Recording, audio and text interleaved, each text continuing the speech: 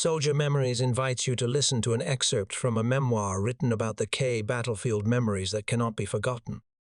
These were the fiercest and most intense days. A part of the youth of these soldiers was tightly bound to this place. Before we step back into the smoke and fire of the battlefield to relive these unforgettable memories, please take a moment to subscribe and turn on notifications. Your support helps ensure that the sacrifices and the youth of these soldiers are never forgotten. Now let's return to the front lines. We advanced until we were only about 500 meters from the Company 2 outpost. The sound of enemy B rounds and AK rounds was rapid and overwhelming. The sound of grenades exploding sharply and the tight bursts of AK fire from Company 2 brothers rang out solidly mixed with the tro-tro shouts of the Pol Pot troops. Heard clearly one by one. The sound of small arms fire flying over our heads whizzing. Brother Q ordered the recoilless gun squad and a squad of Company 10 to advance straight to directly support Company 2. The rest followed him, turning left to attack the flank of the group south of the outpost. When only about 100 meters from the Company 2 outpost, Uncle Chi ordered to stop and fired 3 AK shots to make contact. At this time, almost simultaneously on both the left flank of Brother Q and the right flank of the forest cutting section, gunfire erupted. On the right flank, the 12.8mm gun boomed 3 rounds at a time, blended in the sound of B-40 rounds fired nearby, exploding, booming. The sound of AK bursts and prolonged RPD fire, the shouts of our troops charging echoed on both flanks. The sound of Company 2 brothers in the outpost cheering excitedly, "Reinforcements are here, reinforcements are here." Taking advantage of the Pol Pot troops being confused by being flanked from both sides and supplemented by our forces, the Company 2 command immediately ordered a charge to push back the Pol Pot troops and reclaim the position lost earlier. Dung also managed to fire a few recoilless gun rounds. After the battle, he eagerly said, "No wonder you love firing the recoilless gun so much, only firing it. Do you know other types compared to it are just shrimps?" The Pol Pot troops scrambled to flee to the other side of the border, leaving 6 bodies in the Company 2 outpost. On Brother Q's side, they also captured 1 B-40 and a few ARCs. On the right flank, I didn't know, because like that, after the battle, they were ordered to return immediately to Mo Honorable. The section commanded by Brother Q withdrew into the Company 2 outpost, combining with Company 2 to reorganize the defensive formation. My squad also stayed at the Company 2 outpost, according to the battalion's order. After stabilizing, I learned that because the Pol Pot troops, with overwhelming firepower and numbers, had caused Company 2 Battalion 1 losses, both sacrificed and wounded, more than 20 people. Company 2 had to abandon the outer trench line, withdrawing to the second trench line to defend around the command bunker to protect the wounded and sacrificed brothers brought here waiting for reinforcements. While waiting for Battalion 1 to withdraw people from other sections to reinforce Company 2, the recoilless gun squad and 1 platoon of our Battalion 3 were ordered to stay. Brother Q and some others withdrew to Mo Honorable. In this battle, Company 2 sacrificed 10 people and wounded more than a dozen people. The Pol Pot troops certainly suffered more losses to be able to capture the outer ring of Company 2. That night and the whole next day, the outpost was quiet. By the 3rd day, they again resorted to raiding the outpost from the other side of the border to probe our troops.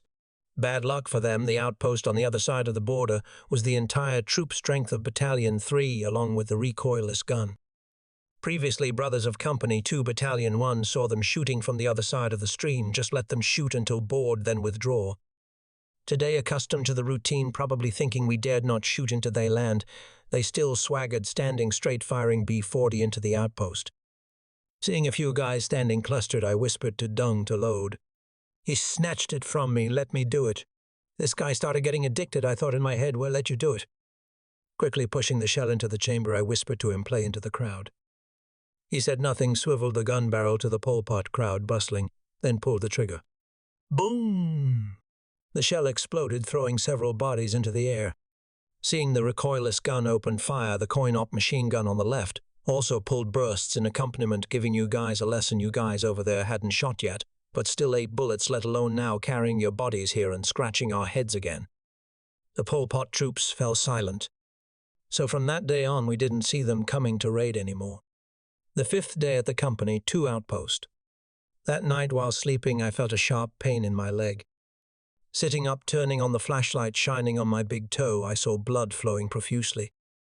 A whole swarm of rats was surrounding my legs. Each one was terribly big, all the size of a calf. These guys were probably used to eating human corpses.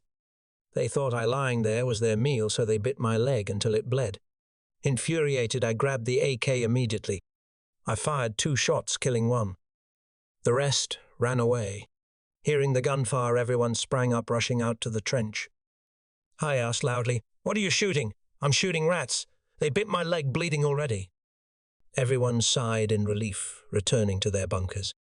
The next morning, I still got up with everyone to eat breakfast normally. After eating, holding my bowl and chopsticks to the flooded trench section a few meters from the dining table to wash. I even sat there watching the small fish swimming in the clear flooded trench. I vaguely regained consciousness when my body hit a tree. Didn't understand what happened. Trying to open my eyes, I saw myself lying on a hammock and being carried by brothers. Why were the guys going in front carrying tiny AK guns like children's toys? Trying to speak, I asked the carrier behind me what happened to me that I have to be carried like this, and where are you carrying me? A voice said the scorpion woke up. I asked what happened to me. That person's voice replied, "You fainted for the past few days. When awake, you were like a madman, screaming loudly, now taking you to the regiment infirmary." And I passed out again, knowing nothing more. The second time I woke up, I saw myself lying on a stretcher, hands and feet tied tightly to the stretcher, and an IV line plugged into my arm. Later, hearing brothers recount, I was bitten by a poisonous rat unconscious. In unconsciousness, I smashed things and hit anyone I met. It took 12 people to hold me down, tie me up to take me back to the battalion infirmary. Here, thanks to some brothers from Cu Chi, experienced in folk remedies, treating me by beating both sides of the groin and arms, right at the armpits to gather poison blood, then using a knife to cut and squeeze the poison blood out. This disease, just poking a needle to inject medicine into the person, means death immediately. Now the scars cut to squeeze poison blood are still present on my body in those 4 positions. And when reaching Mohone, I continued to faint for a few more days until waking up the second time. The days of treatment at the infirmary were truly boring. The menu, 3 meals a day, was all mung beans cooked like porridge. Since coming out here, I had also caused a few cases which were beating people. Almost all nurses and medics at the infirmary were beaten by me, but I didn't know anything. Everyone recounted so. Luckily, I didn't have strength anymore, so no one was hurt. After about 10 days, no more seizures, but I was very weak. Wanting to go out, had to have someone support me for fear I would fall into the lake. About half a month, I declared no more mung bean rice, demanding normal rice. Otherwise, I would stir up this infirmary. Dr. Nat and Medic Son tried to advise me to try to eat mung beans. To detoxify, finally had to compromise, letting me eat half of each when mealtime came. Nearly a month of treatment, health recovered somewhat. Every day I still had to eat mung bean porridge, 3 bowls a day, sick of mung beans to the neck. Just wanted to throw it away every mealtime. Brothers at the infirmary told me when I demanded to return to the unit, "If you want to be discharged, you must eat considerate medicine." So closing eyes, closing nose, swallowing all the bowl of beans. Daily, to recover quickly, I went to the lake across the road to swim and conveniently dived down to get water lilies to make vegetables for the infirmary. This type of plant grew a lot here. The lake was 3 to 4 meters deep, so its stem was very long. Just need to hold a dagger in the mouth, dive to the bottom, slice once, and freely bring back to make salad or cook sour soup. Nat and Dong every few days carried a bunch of fish and crabs they caught to the infirmary to improve meals. Uncle Chi encouraged there was nothing to do anyway, just lie there for treatment until really healthy, then return. Seeing me demanding to return every day, Doctor Nat told me, "You swim 1 lap around the lake, then I'll let you go. Small matter, you keep your word, okay?" Swimming all the lap of the lake, I looked up saying I swim more, okay? So more than a month of idleness at the infirmary ended. Returning to the 82mm recoilless gun squad amidst everyone's joy, I felt like returning to my beloved home. Dung quickly started a fire to boil water for tea, adding firewood while saying, "I saw you finish washing dishes, then sit blankly, suddenly plunge headfirst into the trench. Not knowing what trick you were playing, High shouted, 'Quickly drag him up,' so 2 guys rushed to grab my 2 legs, dragging up. Uncle Chai thought I had a cold, immediately ran in, opened the accessory bag, took out a bottle of kerosene and a silver coin intending to scrape wind. Nat suddenly shouted, "Look at his eyes," and it said he saw my eyes and his hair stood on end. My eyes at that time were red like 2 lumps of blood. Now recalling it, he still gets goosebumps. He said, seeing me curl up like a shrimp, then spring up immediately, knocking down both Dung and Hai in a blink mouth, howling like a madman. Anyone rushing to hug was thrown away by me. People staggering like drunk, anyone standing in front, I hit immediately. After that, 12 people together rushed in at once, holding me down and taking hammock ropes to tie me up, then taking me to the battalion. Now sitting listening to everyone recount, I only knew to grin. During this time, we were issued military uniforms. Each person got 2 sets of clothes. Excited because having intact clothes to wear, but only after a few days, we were equally disappointed. Didn't know whether to laugh or cry. Because the pants, after a few days of wearing, shrank like a spring 2 legs, shrank up to the knees, but pulling them out, they were still long down to the ankles. Letting go, they shrank up again. Despite all efforts, boiling water pouring into stainless steel mugs instead of irons to iron them out. As for the shirt, only after the first wash, losing the starch layer, it became thin as gauze looking through. And these sets of clothes became the subject of our jokes. The whole battalion became a Keo opera troupe. All were actors because these clothes were only for Keo troupes to wear once. The shoes were even worse, only afraid walking half a day the sole and the fabric part above would quarrel and divorce your road. You go my road, I go. After a period of letting brothers rest, the battalion command wanted us not to lose fighting spirit, so arranged for platoon-sized groups to ambush the enemy. Scouts were sent out to monitor enemy activities, detecting any signs anywhere would organize ambush immediately. The unit's efforts also had results. A few scattered groups of Pol Pot groping out to the road intending to plant mines were destroyed. Mohon was already peaceful now, even more peaceful. A person could safely go out to Phum Kop without fear of enemy ambush or tripping mines. Around December 1980, the unit was supplemented with the first batch of new recruits. My side was assigned 4 people, Than and Luan from District 4 Thong and Mine Fati from Thu Duc. So each squad increased by 2 people. I was really startled when sitting talking, asking anything they said I don't know. Even disassembling an AK was clumsy.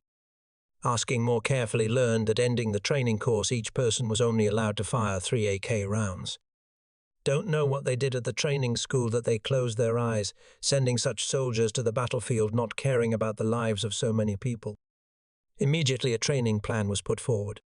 Half a day learning professional use of recoilless gun, half a day learning skills on detecting, planting, removing mines, along with how to disassemble AK guns and reload ammo into magazines with one hand. All must be proficient, then consider tactics, unique fighting methods of the unit. Experiences can be gradually passed on later. The younger brothers also knew the importance of this lesson, so they were very diligent in learning, not understanding anywhere, asking right there because it related to their own lives. And we also tried our best to pass on what we understood. Perhaps thanks to that, all 4 of our first new recruits safely went through battles to return safely to their families intact. Around the end of December 1980, my Battalion 3 received orders to return to My Lai to replace Battalion 2 going out. For us, marching like this was too familiar, but for the 4 new recruits it was different. This was the first march in their lives where lives were always in a threatened state. Uncle Chi told everyone to note, reminding brothers to maintain distance. This is also a method of preserving life, although very simple, because if you are a bee gunner, surely you will aim at the place with 2 people to pull the trigger, not aiming at the place with only 1 person.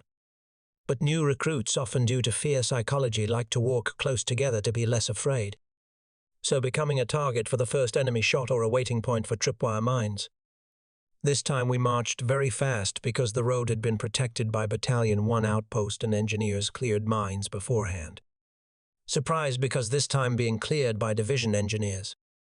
Much later I learned that they cleared mines, not for us but for vehicles to enter and pull 2 artillery pieces in the Firebridge outpost out. Last time replacing us was not only Battalion 2, but also Battalion 7 of Regiment 16, so 2 battalions were in here now. My Battalion 3 entered, and they withdrew back, withdrawing even artillery. This was exactly the reason why my Battalion 3 entering this time was besieged and beaten by Pol Pot day and night. At 2 in the afternoon, arriving at the field airport, just finishing receiving the recoilless gun at the airport, there was an order for us along with Dung and Hai to go up the mountain immediately with Uncle Chai and the section of Company 10. Up the mountain again, go then go. I met my friend again, 7 years already. We stood side by side together, launching powerful bullets at Pol Pot's head. Seeing it was still light, Uncle Chai, along with me and Hai, went down to the foot of the slope to check. 5 bodies lay piled on top of each other. The 6th guy must have tried to crawl about 10 meters away, but also collapsed dead. Right at the foot of the slope, we captured 5 AK rifles and 1 B-40. 2 rock outcrops far out where I shot the B-40 gunner, leaving only a hat full of brains and blood, had 2 more B rounds left behind. We'll go back, Uncle Chai didn't let us go further. And of course we fully collected the war booty of these guys. Lighters, belts, hammocks, and the thing I cared about most was cigarettes. These guys were really extravagant. Every guy's pocket had a half-smoked pack of Samit. You guys just lie there, we will deal with you tomorrow. Truly bringing your bodies here to trouble us. If we don't dig holes to bury you in a few days, the stink will be unbearable. The next morning after eating, Uncle Chai said the battalion order is for you to prepare personal belongings, guns and ammunition. Whatever can be carried, carry it. Whatever cannot be carried, destroy it. Prepare some mines to plant in the ford and destroy water bags. But planting mines and destroying water bags is only done when the pickup unit has arrived. This must be done quickly within 30 minutes without making noise. The battalion ordered us to abandon the mountain outpost, returning to the airport. Right this morning we quickly completed everything, leaving only planting mines and destroying water bags. Past 9 o'clock, a reinforced platoon was present on the mountain to welcome us and help carry guns and ammunition. Standing admiring a few orchid baskets stretching out green shoots. Well, you guys stay here. I can't take you along. I regret it very much, but have to accept it. Carrying the gun leg on the shoulder, slinging the sight and binoculars. I stood silently looking at the entire mountain peak until Uncle Chi patted my shoulder. Go, kid, goodbye. This Malay peak is very fierce and also very poetic. But I never want to see you again. I don't want to set foot on here one more time. Passing the bodies of Pol Pot troops lying at the foot of the slope, I silently said, you guys have done too many evil deeds. Now just lie there to do something useful for life, which is making meals for vultures, monitor lizards, or packs of wild dogs. Returning to the airport, I and Dung returned to the 82 recoilless gun squad lying in the corner of the airport, along with Brother Exwat at the big and mint thumb. The 75 recoilless gun was also with us, but down here it was put in the corner of the bunker because there was no ground to use it. Unlike the 12.8mm gun, the forest here was very dense and multi-layered with many big trees. A fired shell might not go more than 10 meters before exploding. Back here, I learned that the battalion was also preparing to abandon this outpost as well. This afternoon, exhuming 2 martyrs buried at the airport was carried out. Tomorrow, waiting for the aircraft to come in to take them out along with some dead and wounded of Company 9, who hit mines in the morning when coming up to pick us up from the mountain. Sitting talking with Mine and Thong, I asked about their families, then asked how it was. Have you got used to life here yet? Hearing bullets flying and exploding, do you still wet your pants? I teased the 2 guys. Honestly, the first few days we were also very panicked, really terrified, but now getting used to it, also less afraid. Well, at first everyone's afraid, then gradually we'll get used to it. You guys saying not afraid is lying. Tomorrow marching, remember to stick close to me. Must try to avoid falling behind, especially when thirsty, only sip small mouthfuls. Don't chug satisfyingly, sweating a lot loses strength quickly. The 2 guys said yes, then boasted. We, 2 here with you, are also better off than the other guys. Night guard Brother Exwat, Brother Nat Brother that took turns sitting with us for a while before letting us sit alone. Now sitting used to it, no need to sit accompanied. Some friends told stories of having to sit guard alone when first entering, scared to death. Who in the world sits guard but because of fear keeps facing inside? Now mentioning it, they just hold their bellies laughing. Heard that on the mountain you guys 2 people took turns guarding all day and night. Down here we have a few hours, it's nothing. I said, having entered here brothers together, if don't know something must ask immediately. Ask anyone what you don't know know clearly, then do. Diligently observe, learn, memorize everything the seniors advise. Because those are experiences exchanged by blood and bones to be summarized. You, too, remember. All afternoon, having nothing to do, brothers sat chatting, taking the opportunity to pass on to the 2 guys some experience when sitting night guard. When hearing bullets fired high, how does it sound? When fired low, how does it sound? That night, opening the attack on the airport outpost, was a rain of mortar shells of all kinds. Just finished dinner, I and Min Song went to sit by the trench bank talking. The two guys kept asking me to tell stories on the mountain outpost for them to hear, especially the part I was hit by a mortar shell falling close to me without exploding. Perhaps Dung had time to talk to the two guys, sitting listening to me recount the battle yesterday afternoon. Occasionally Thong blurted out, "Jesus, let him be. Each person has a faith. He believes in his Jesus. Just like I believe in ancestors, heaven and Buddha. Who doesn't have times mumbling asking ancestors to bless God to protect?" Three brothers sat talking and smoking correctly, only I smoked, the other two didn't. Luckily they weren't addicted, saving apart, not having to share. Suddenly, tong, tong, tong, tong. A continuous series of muzzle explosions of 60 mortars rang out. "Don't know how many sounds anymore. Get into the bunker," I told the two guys. All three brothers just managed to get in when shells fell and started exploding. The explosion of this one overlapped the explosion of that one, creating a chaotic, prolonged sound mess. Continuously punctuating were loud explosions of 82 mortars, just like a Tet firecracker string when burning, having extra big firecrackers. Couldn't hear the departure sound of any gun anymore. The open space of the airport was like a pot of rice, boiling when water ran dry, and not just the airport area. The outposts were probably all like that, just that at the open airport without trees, it sounded like that. Brother Exwat shouted loudly amidst exploding shells. "The Nut guard Dung and are ready to go to the combat fortification." Mine and Thong, hearing the shout, go to the trench, to the assigned position. All clear. Truly a rain of mortar shells falling on the airport. Perhaps a few small mortar shells fell right on the bunker roof. Each time like that, earth and sand rose on the bunker roof, then poured down onto our heads and bodies. The sound of 282 mortars in outpost 1 firing out sounded lonely amidst the explosions of enemy shells. Several Unit 60 mortars were probably also firing back at Pol Pot, but their departure sound was small, so it was drowned out. After nearly an hour pouring bullets like rain into the outpost, the whole airport was blind with smoke created by exploding shells. Shells falling, exploding, but only seeing flashes of fire rising. And these flashes now were also dimmed by smoke, and explosions weren't heard anymore. Sitting in the bunker, lighting a cigarette, taking a drag, I asked, "How is it? Are you too scared?" Mine replied, "Now going out is scary, but sitting in the bunker like this is not scary." Laughing, I told him going out now anyone would be scared. But firing like this, the infantry hasn't come up yet, just need to guard well. When they shift fire to let shells fall elsewhere, then their soldiers will come up.